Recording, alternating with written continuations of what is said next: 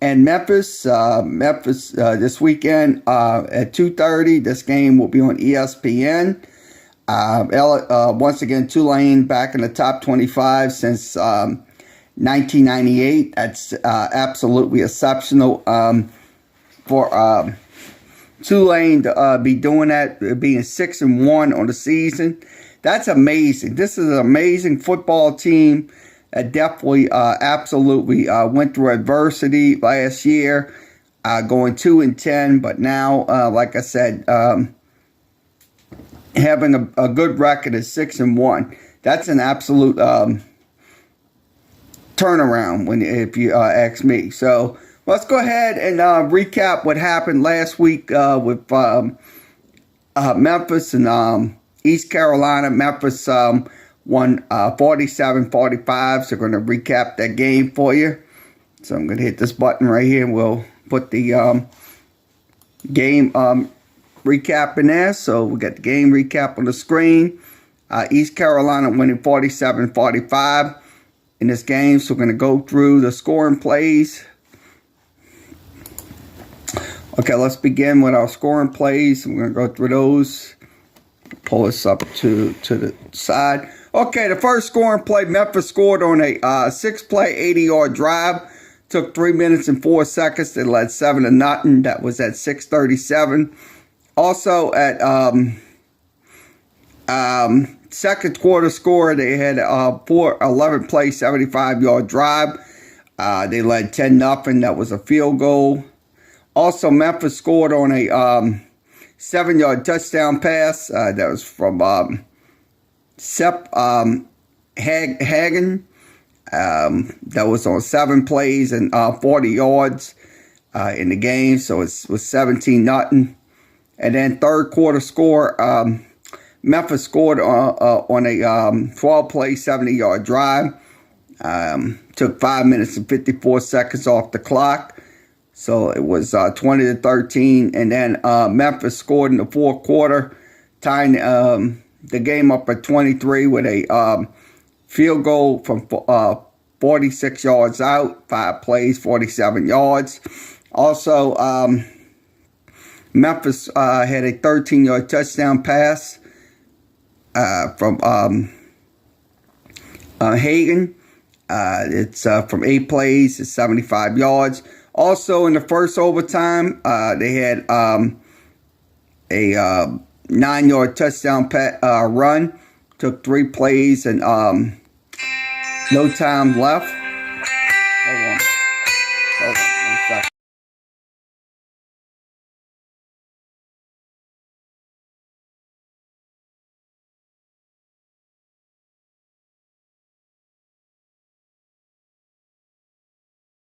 Okay, once again, sorry, I had to take a call.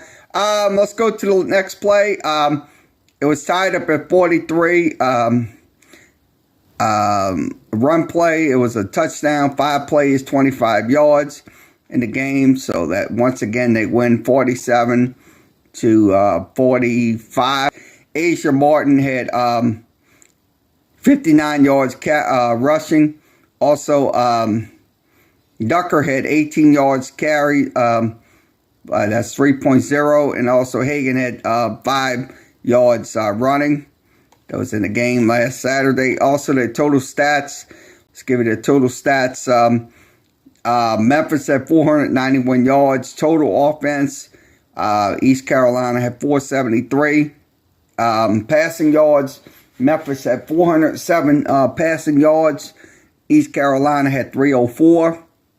Also, rushing yards. Memphis had 84 yards rushing. East Carolina had 169. On first downs, they had 24 first downs. On third down, they went 8 of 15.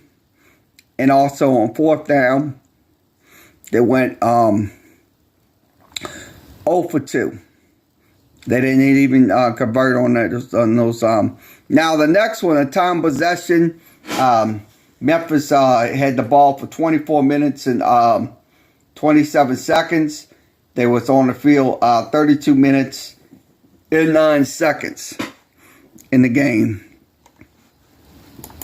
So we'll pull up the the running back score, the box scores. Let's see, let's give you okay, he passed for 4 touchdowns. Now Asia, he had 59 yards rushing. That was in the game. He had 117 yards total yards of rushing. That's average of 2.4. Now the receivers had Skates had 5 receptions for 102 yards. Pre-Cohen had 6 catches. Drake had 3 catches. Ivory had 4 catches. Also, Eddie Lewis had 2 catches. The other ones had 1 in the game. Now the defensive stats, let's give you those stats. Memphis. Okay, Jeffrey A.K. Casson had 1.5 point sacks, and then Hamilton had 1.5. So it was 2 sacks in the game last Saturday. So that was okay. We'll give you the drive summaries. Let's give you those drive summaries for Memphis. We're going to give you those right now. Okay, the drive summaries begin with touchdowns. The first touchdown that was at 6:37. Then they kicked the field goal. Then they also had a second touchdown that was in the second quarter, but they had an interception that was in the second quarter at 47 seconds off the clock. Also at halftime, it was 3 plays, 2 yards. And then they had a field goal, 12 plays, 7 yards for Memphis. Also, they had an interception, 4 plays, 18 yards.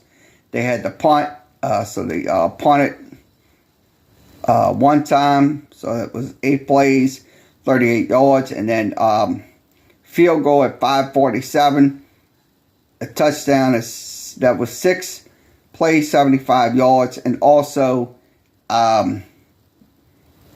3 plays and 25 yards for Memphis. So that was in last.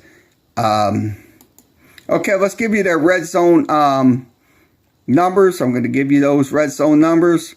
Okay, red zone numbers from last week. Memphis went 4 for 4. So 6 for 6. Memphis went 6 for 6 in the game last Saturday. East Carolina went 6 for 7. So they went 6 for 6 in the red zone. So that was a pretty good clip right there when it comes down to it. So okay, coming into this game, they're averaging 35 points a game. They're giving up only 30 points a game, so that's pretty consistent when it comes down to it. Also, first downs, they have 56 first downs, 146. They have 146 first downs.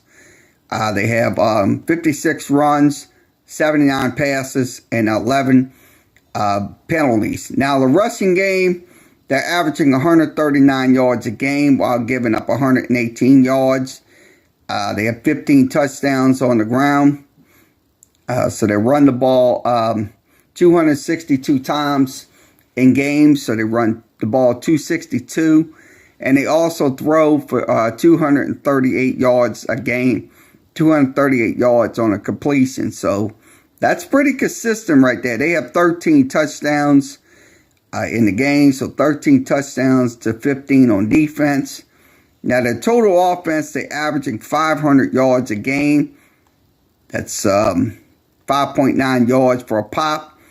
And they also, the total plays is 500. But they averaging, the average for a game is 420 yards a game. So they're averaging 420 yards a game. Also, they average their time is 28:49, but they're 3 hours, 21 minutes, and 43 seconds. Now the third down conversions. Let's give you the third down conversions. They're at 41%. That's 42 of 101. Also, fourth down conversions, they're 38%. They fumble the ball 3 times. Fumbled the ball 8 times and lost it 3 times in games. So they kind of definitely give up. Okay, sacks a game. They have 25 out of 26. And the defense gives up 22 sacks. Offense gives up 22 sacks a game. But the defense puts up 25 and a half sacks. Now their red zone scores are 32 of 33. They're also 22 of 33 in red zone. So 22 touchdowns on 33 attempts in the red zone. So the defense only gives up 18 touchdowns on 27 attempts. So that's in the... okay, let's go over to the offense, quarterbacks. Let's give you the quarterbacks. Quarterback play. Okay, Shane Hannigan. He averages 12 touchdowns a game. He has 3 interceptions. So he's a pretty good quarterback. His average is 274.8. So he's pretty consistent when he throws the ball. And then they have 2 quarterbacks, but they don't rarely use them. Now, the run plays, the run offense, they're averaging 139 yards a game, 139.4. Asia Martin has he's averaging 6.0 yards a game, and that's 3 touchdowns. Also, Ducker has 2 touchdowns. Thomas has 7. Hannigan has 3 touchdowns. So it's 15 touchdowns running the ball. So that's in running the football. Now let's catching the ball. Now you got Carden Prescott. He has 20 libraries averaging 11.4 yards a pop, and then Eddie Lewis is another guy that catches the ball pretty well, and then Asian Martin averages 8 catches per game. So these are your wide receiver breakdowns and your running backs and your quarterback breakdown. Now we're going to give you the defensive breakdowns. Okay, your main guy that has sacks a game is Hamilton. He has 3. So he leads the team with 3 sacks. Also, Allen with 2. Canton with 1. And also Duckworth with 2. So that's your leading sack leaders for the Memphis Tigers. So they got some pretty good pass rushes when it comes down to it. So that's the breakdown of their offense and defensive breakdown. So let's go ahead and give you let's go ahead and listen to Coach Ryan Silverfield talking about this week's game with the Tulane Green Wave.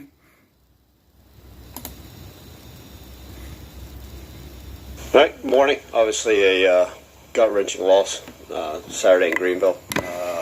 Didn't finish the game we wanted to, and that that's back-to-back weeks of us not doing what we need to execute to find a way to win the football game. And we learned from it. We had good meetings yesterday and understand what we need to do to continue to get better and improve.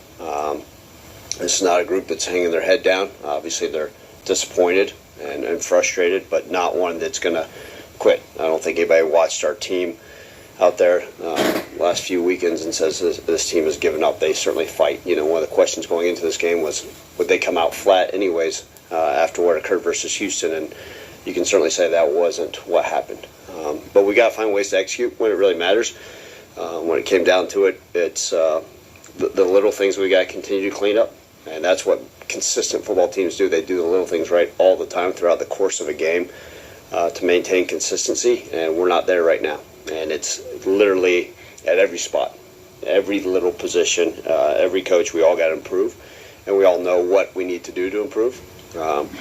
But like a lot of the things, right, through wins and losses, you quickly learn from it, and you put it in the rearview mirror, and you keep going forward. We have obviously 25th ranked Tulane at their place, a place that's given us challenges at playing at in the past since I've been at Memphis. They're a ranked team. I believe they have the quarterback is 16th in the country in passing efficiency. I believe they have the 11th ranked defense in scoring. And so they're doing a heck of a job, and it's going to be a heck of a battle for us in conference. But we're excited about the challenge ahead and trying to find ways to get better this week and find a way to win this week. Brian, in the second half, you guys went from being, I believe, one of the nation's top second half scoring teams. Last few games, I think you guys have only scored 2 touchdowns. What has changed for you in your mind? What do you think is the difference in the second half where you guys aren't able to finish drives now that it's become a 2-week concern at this point? Yeah, I mean, obviously the big things that's occurred is the turnovers, and that's one of those things that we haven't been able to do. Obviously, in the Houston game, the red zone efficiency wasn't what it needed to be. We're kicking field goals, and obviously this second half of this past game, the turnovers, caused us a lot of issues, and we just got to be able to find ways to go and finish and clean up the details. And that's one of those things. You look throughout that game, we still had some drop passes. We had not as many missed assignments, but just lack of execution overall. And that's one of those things you see it, and the guys are able to do it on a Tuesday, Wednesday practice at a high level, and it's just for some reason not carrying over a consistent basis on Saturdays. And that's one of those things we got to say, okay, from a schematics, are we doing too much? Are we putting the guys in the best position? How can we continue to get things fast? And in these past 2 weeks, we are starting fast, but we're not finishing. We had been a very good fourth quarter team. So finding ways to continue to execute, and that's what it's going to come down to. Schematically, though, you mentioned it. What do you see schematically that's different from you guys? Not a whole lot to change schematically. Obviously, we're playing different teams, different defenses and offenses. But just being able to do things. The turnovers, obviously, this past game was what ultimately hurt us. But we're not changing what we do schematically a whole lot. Obviously, we're going to be smart with it and have a game plan based off what we're getting. But just finding ways to execute at a higher level. Brian, they were 10 of 15 on third down conversions. You had them down 30-8, 30-10, 30-12. They converted. Was some of that because you didn't have Quindell out there as a leader in the secondary, or what do you think the reason was?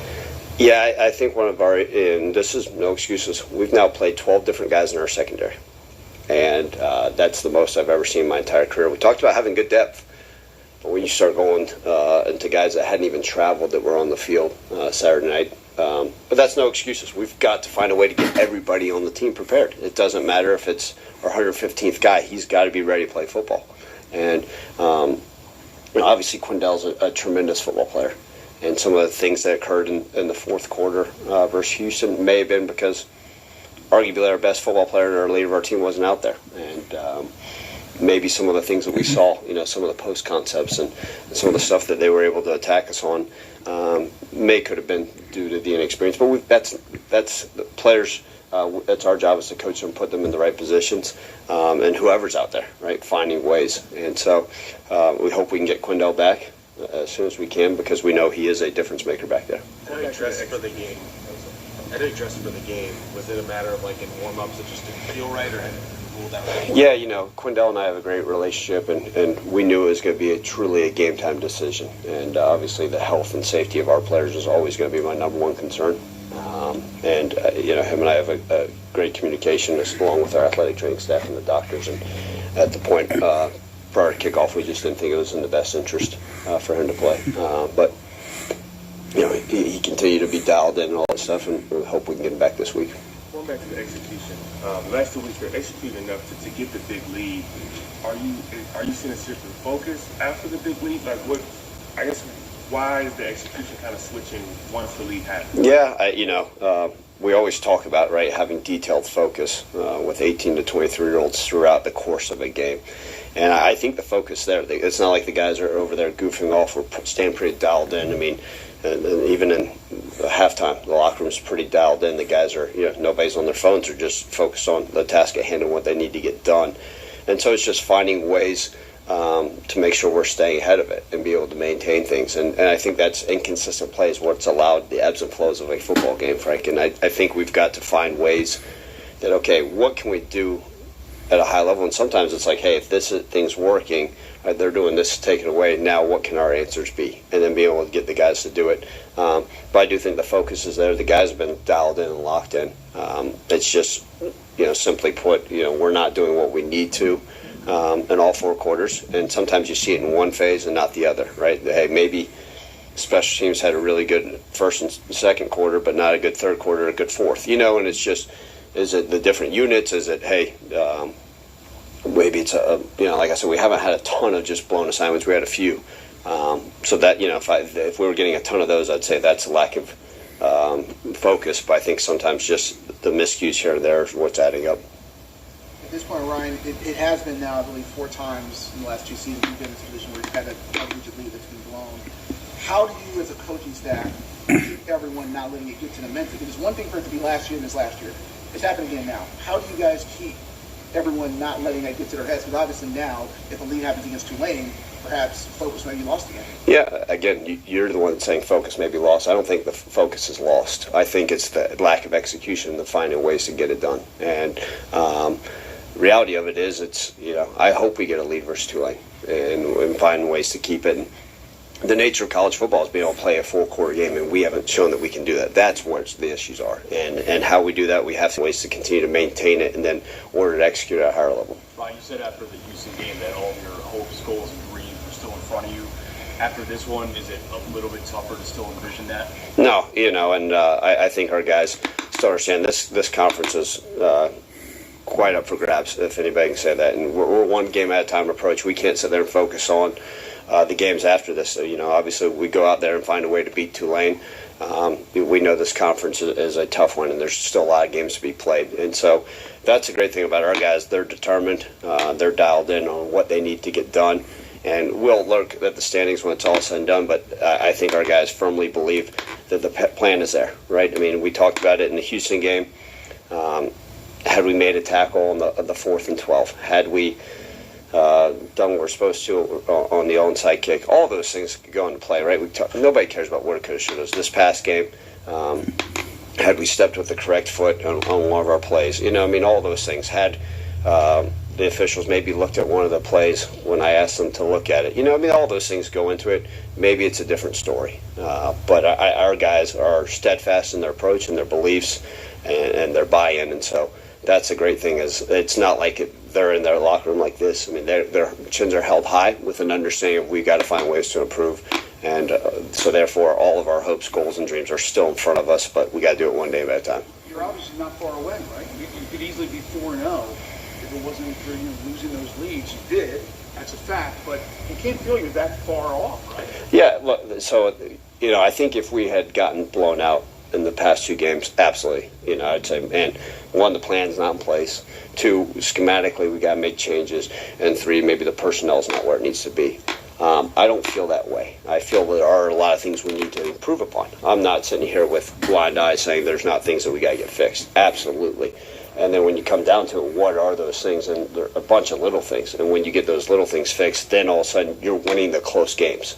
And that's what good football teams do. That's what great football teams do, is find a way. And right now, we're playing very inconsistently. And so, knowing that, hey, we're there, we're on the cusp. Have we done this? We could have been there. Had we done this? We could have been there. And so learning from those things and making sure that in the next week, whatever happens, that we're finding a way to fix all those things, then play at a higher level in order to go out and get a win. When you're dealing with 19, 20-year-olds who have suffered some close losses like that, are you concerned at all about that seeping into the psyche if you get into another close game? I guess residual effects at all? Yeah, I think our guys are so resilient, but they won't. I always say this, sometimes they're more resilient, right? You guys said, hey, how that Houston hangover going to happen again and allow it to, beat you again. And, I think our guys have been great. Like, okay, we learned from that and focus on the next one. Okay. Just like a gut-wrenching loss versus East Carolina, the way, what occurred and all that stuff. So when we're in the game, I don't think any of that stuff comes up. I think the guys are just determined and saying, okay, maybe if anything, we knew what happened in the past. All right, here we go. Maybe it is a little bit more, okay, I got to execute at a higher level. I got to do this done. I've got to do this. I've got to maintain what I need to maintain and play faster and harder throughout the course of the game because the lessons they learned, right? And so maybe it's not one of those like, oh, gosh, here we go again. It's more of, all right, here we go. Now I know what I got to do done. I think it's fuel more than hope. Yeah, absolutely. And it's the mental strength of our guys and the way they're built and the way they've practiced and the way they've learned. And their beliefs and things. So I think that's more of okay, hey, we've learned from those. Let's grow from it. I wanted to ask you about two of the key situations from the game the other day, or the night, from an operational standpoint. First, the catch that probably wasn't a catch in the fourth quarter. I think it was the opposite sideline of where you were. Were people in your? Because the TV broadcast kept talking about how it was not a catch. Were people able to communicate to you at all? Like, how did that play out? So, just so you guys know, there's no coaches' challenges in college football. I think that's a misconception. A lot of people think there's coaches' challenges. There's no red flag. They don't put one in my pocket with a Nike logo and I get to throw it out on the field. Given the situation at the time, you call timeouts. But if they said they've already looked at it, they're not going to go ever back and look at it again. So some people say, why don't you call a timeout? They're not going to re-look at it. Once they've confirmed in their earbuds, and they've got the two-way radios where they've got all confirmation to each other, and they get buzzed just like that on everything. So, and then this double overtime play. Not asking about the play calling specifically, but Cramsey, when he was here last week, was talking about how you give him a lot of freedom as a play caller, situationally. In a moment like that, where you're 3 yards from a win, how involved are you in that play call, from an operation? Yeah, I mean, we discuss everything. One of the things about the 2-point situations, so much of it's what's the comfort level of the quarterback. And so I don't mind talking through some of those, right? David asked me post-game, hey, people are probably wondering why you hand the ball off to a running back on that. That's an RPO. It's no different than in that play. And you guys, I don't ever watch the TV copies, but if you go back and watch the coach's copy, had we executed one of our best offensive players, had he done exactly what he had done most of the game, it's a different story. It was an excellent play call. We just didn't. One of our best players didn't take the proper footwork like he had shown all game in order to do it. But it was an RPO, and they took away the pass with double coverage, and the running lane was exactly what we had seen most of the time, and we'd seen Asa shoot through on some of those 8 and 9 yard carries on some of that stuff, and unfortunately we stepped with the wrong foot, and there we are. And so and then later on the next passing play, I'll even go back to the last 2-point conversion attempt that we failed on. We didn't, one of our best players didn't run exactly what he was supposed to, and that's neither here nor there, and maybe we had a misread on things. So, things that we have practiced on, and we work on 7 2-point plays every single week in Wednesday practices, and we got a quarterback we trust and believe in. But going back to the original question, it takes everybody, right, from the quarterback to Cramsey to myself, to make sure that we're all on the same page of what we think and what we've seen in order to be able to get it done. You said 7 2-point plays. Did I hear that right? Mm-hmm. Okay. Going back to the offense, how concerned are you? I mean, we've talked about this receiver by committee. 1, how would you assess them at this point? 2, how concerned are you through 7 games if just now you guys just had your first 100-yard receiver in a game? Well, because we're playing so many guys, I think that's one of the reasons why, to answer your second question, it's not a concern. We got a bunch of guys that are capable of doing it. And so because so many guys are stepping up, that's a good thing. We're not relying on one guy. I felt like I said last year, Seth would often look to Calvin Austin. If he wasn't there, then he would look, okay, is Sean Dykes there? Nope, okay, bam, the play's over. Now I think he's got the ability to trust all those different guys. My biggest concerns with the wide receivers, too many drops. The drops continue to be concerning. That's my concern there.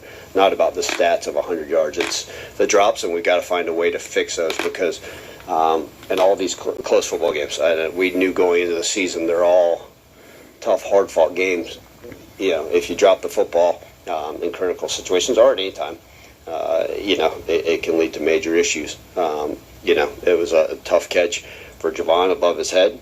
We could have lowered that ball, could have been better, but it also tipped off one of our wide receivers' hands and led to a pick six. I think we've got to be more consistent in our catching, and then anything that we call a contested catch, we need to go out and be able to get. We got big physical receivers that need to be able to come down with the football. I guess going back to that, you mentioned, obviously anyone can step up in particular, but at this point, is it just because how the offense is struggling in the second half, is it concerning that maybe there's too many options instead of like, hey, here's this one reliable option we can go to? Or are you comfortable with just the fact that, hey, we have multiple weapons instead of maybe that one reliable person in a close game where you kind of turn to a little bit? I think that a lot of our guys have stepped up and shown that they can be reliable. And I think given the, you guys watching the game, obviously we had a couple of receivers go out with injury at some point during the game. So we had to have certain guys step up. So I think maybe we'll have multiple guys that... with the multiple weapons you guys have, how much different is it now? Because obviously in the past you maybe rely on maybe one or two that kind of just break a big play off and just kind of do whatever. How different is it with this offense you've seen that's worked with multiple weapons that maybe don't have that, say, explosiveness, but still being able to be productive, I guess, in what you're seeing so far? Yeah, you're right. We have had a ton of NFL-type talent around here, and I think a lot of our guys are very good players. We got very talented football players. But you're right, we have had that guy you throw the ball to and watch him go 80 yards. And that's one of those things we're having to earn drives, sustained drives, right? Now, we were explosive. We had, I think, 9 explosive pass plays, which is great and gives you the opportunity to have success. I believe we punted one time. Is that correct? And it was more of analytics probably told me to go for it, and we decided to do a pooch punt. So in a game like that, when you're only punting one time, you got to find ways to sustain some drives. And I think having those receivers be able to do those things, that's where the drops can occur. And we need to have more explosiveness. We got, like I said, we've talked about it before, our running backs are really solid. Do we have the Darrell Henderson back there that can go 80 and make one guy? Maybe not, but we're working to get there where we need to be. And that's part of my job is to make sure we're finding those type of guys. Mm-hmm. So there's multiple situations where it's a crucial moment and a player, like you said, may take the wrong step or do the wrong assignment. As a coaching staff, how do you approach it? Like, how do you combat that when it's happened, more than once in certain situations? Like, how do you address it? Yeah, you coach the heck out of these guys, and that's a great thing. Is These guys are all about it. Coach me, show me what I can do better. Show me how I can get it done. It's not it's not this. No, yes, coach, that's exactly right. I got to be better. That my footwork here is not what it needs to be. You're exactly right. This route should have been 7 yards instead of 5 yards. This should have been my read. Hey, this should have been my coverage angle. And our guys are great about it. They're sitting there with notepads and bright eyes, right? Even though we got back late yesterday, taking notes on yes, got to get that fixed, And I think what's happened is, like I said, it's where we got to get it. It's not just one position, right? It's one of our best players didn't step the right way. One of our best players didn't run the exact route that we need to in critical times. And so you get those fixed, and all of a sudden it's a different story. But that's our job as coaches. But the guys have been awesome about it. There's none of this, man.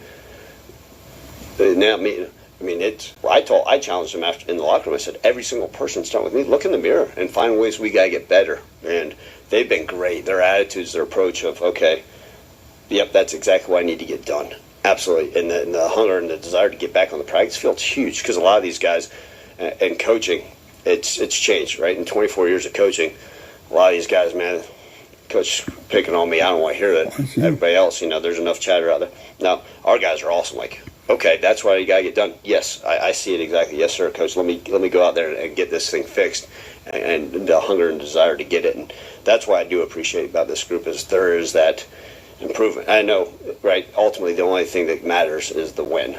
But I think our guys are taking steps in the right direction to get better. When it's happening, like in the critical situations versus, because like if it's a random play in the first and second quarter, it's done right. When it's happening in the critical situations, in terms of practice, does that mean that to create more critical pressure in practice scenarios? Like, how do you get it to not happen in those moments? Yeah, so I in fact, it's interesting we talk about it. So we talked to our team about that second play.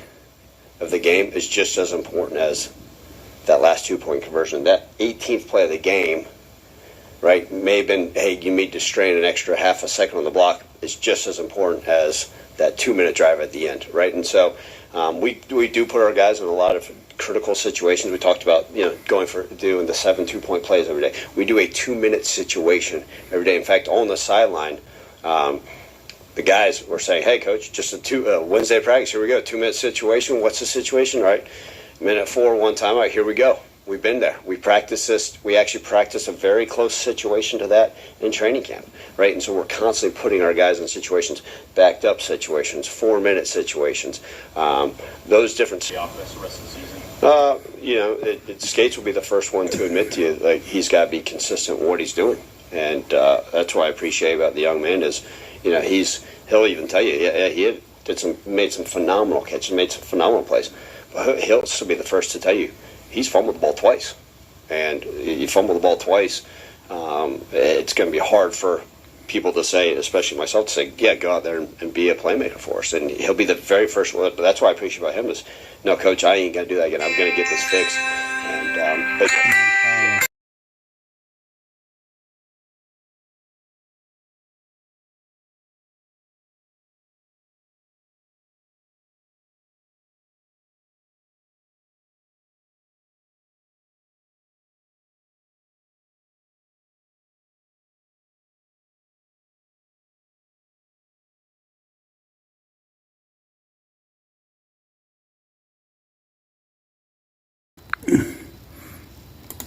Curiosity, was there ever a thought of That screen up. the end of regulation? So the question will probably come back like, hey, Ryan, last year, you went for 2, and I think we're looking at 2 completely different kicking situations than what we had. So if you looked last year, East Carolina's kicker, who's still their kicker, was an all-conference kicker.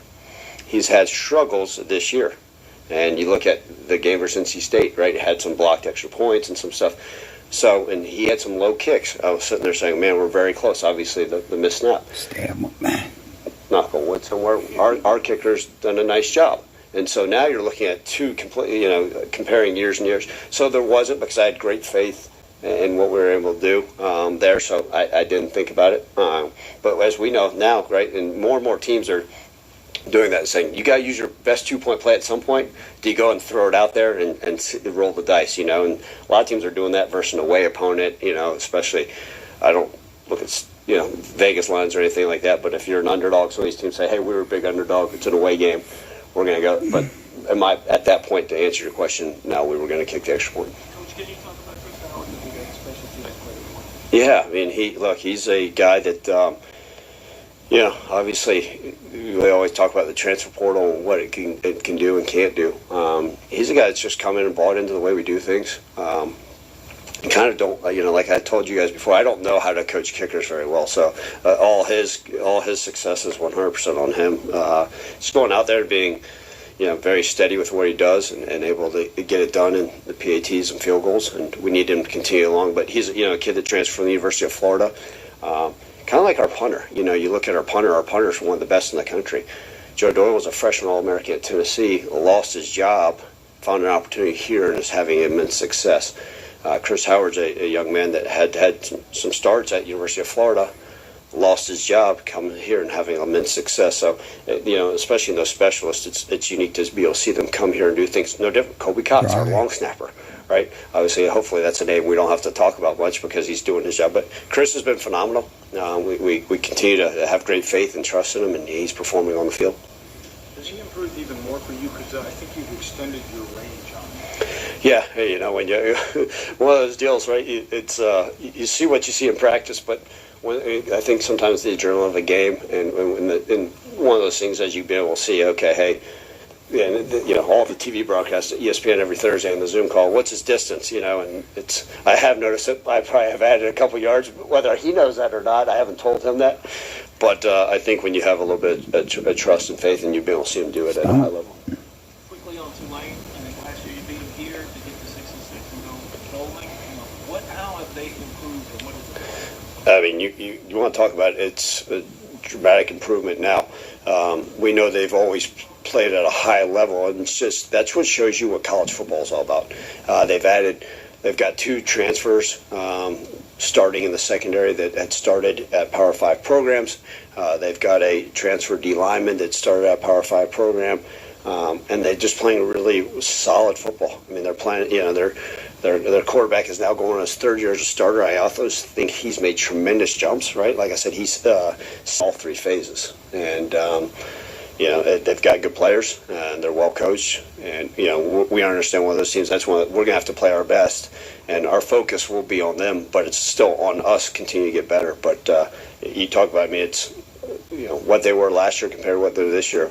And that just shows you how college football, right, flip of a coin, it can change dramatically. And credit to them, they're doing it very, very well right now. At this point, the more chaos in the conference there is, the better that is for Memphis. And so you were in a position where you can create that chaos against a team in Tulane in top of the conference. Does that create? I know every game is urgent, but does that create more of a focus on what is still out there for you guys? Yeah, I think that's part of it, right? I think if earlier I answered that, our goal is still in place, absolutely. And that's part of it. I think, we've been part of it where maybe the goal isn't, like last year, and we still fight to get things done because winning's so important. But I think knowing that there are still everything we want still in front of us is huge. And I think them being ranked's great. I think that's good. Very rarely do I ever talk about, hey, this team's ranked. Now this will be the 3rd team that we've played this season that has at one point been ranked in the top 25. And so that kind of just shows you the schedule. It shows you the strength of the conference. But I think that's important for our guys to understand, hey, what we're going into and the excitement that will come with it. With Brandon, what's his status for this week? And 2, is it related to his injuries last season? It's day-to-day, and no, it's not related to his injuries last season. So different injury? Yes, sir. What about Ducksworth? I saw Ducksworth was helped off. Yeah, day-to-day as well. Is it related to the series? Because obviously he was helped off, not just walked off on his own power. Series or day-to-day? Do you expect the secondary outside of Quindell? Do you expect to have guys back where you're not in such a dire situation there? Yeah, you'd hope. It's like I said, it's good to have the depth that we've had. We've had, like I mentioned, Julian Burnett will still be out. He's a guy that started a game for us. LD Polk, we're hoping that he can come back. We knew he was a little bit of a long-term injury, but we're hoping he can start to work his way back. You guys got to see Joel Williams in there, right? You guys got to see Harold Nash in there. I'm sure some of you guys had to look down and say, who's 39, who was in the game for us. But I think, you hate to say it, right, but those guys are now getting experience, right? Josh Hastings is getting experience. Cameron Smith, right, who, at one time I played some quarters, got experience now. Obviously, you hope that experience comes in wins, but the more of that and the more depth you have that's built upon it rather than, okay, here's my first time out there, here we go, versus, opponent East Carolina offense in critical situations or, or at the end of a game versus Houston. But I do think we'll hopefully get some of that depth back as we continue to move on. Quindell's not on the field. Who's calling the defense, if you will, from the secondary's perspective? Yeah, Greg's one of those guys. Greg Rubin's one of those guys we rely on. Obviously, you don't want a corner doing it, but Greg's, playing at a really high level, as we well know. But then you do have to rely on your safeties, and Josh Hastings and Cam Smith were the guys that got the majority of the reps in that game. And then, when Quindell's not out there, Zay Collins is one of those guys that continues to get guys lined up. Jeff Canton had a good statistical game, but even Jeff will tell you there's some things that he's got to get cleaned up. So, but yeah, I think, if we can get Quindell back, I think that will certainly make a significant increase in our productivity back there, hopefully. Thank you, guys. Okay, once again, that concludes the Ryan Silverfield press conference. Also, let's go ahead and switch this over. Okay, this also includes Sports Talk with Kerry Wehmeyer show. The Tulane preview will be back on again tomorrow for the Saints preview. We'll have that, and also we'll have Southeastern preview on Thursday. So, once again, everybody have a good rest of your Tuesday afternoon, and we'll see you again tomorrow.